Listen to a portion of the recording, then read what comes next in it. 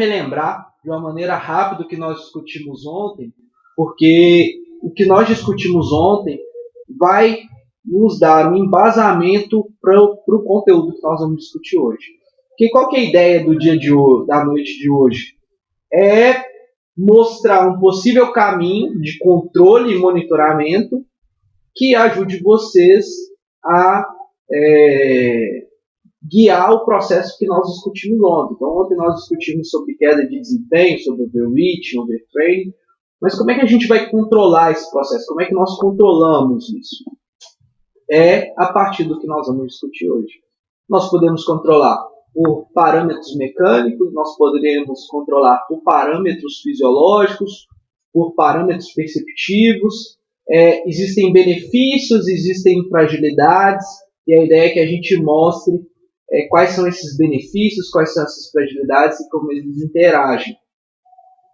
Bom, quando nós aplicamos uma sobrecarga, como nós discutimos ontem, nós temos respostas agudas teciduais e sistêmicas. Teciduais, estou falando de inflamação. Sistêmica, eu estou falando de redução do conteúdo de glicogênio muscular e hepático, alteração da concentração de hormônios relacionado ao eixo HPA e alterações perceptivas, alterações do sistema nervoso central.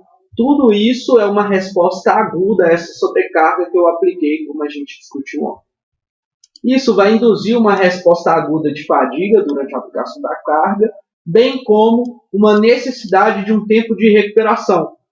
Esse tempo de recuperação ele é diferente para cada variável que eu estou avaliando e ele tem uma temporalidade para cada variável que eu estou avaliando. Então, avaliar uma inflamação, eu vou ter um pico em 72 horas, que é diferente de avaliar um teste de salto com contramovimento, que eu posso ter uma recuperação com 24, 48 horas. É diferente de eu avaliar uma resposta de dor muscular, que pode se prolongar até além do pico de inflamação. Então, cada variável, cada sistema, cada indicador fisiológico ou perceptivo ou mecânico tem uma temporalidade.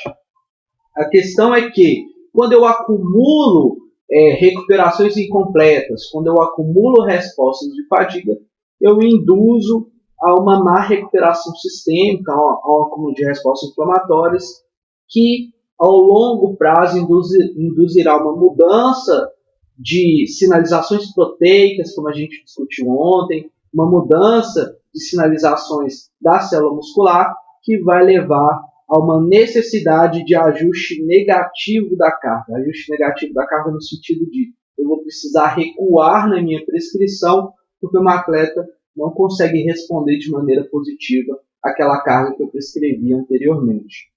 A questão é que quando eu tenho somente a resposta aguda, eu consigo manusear a não levar um excesso de sobrecarga.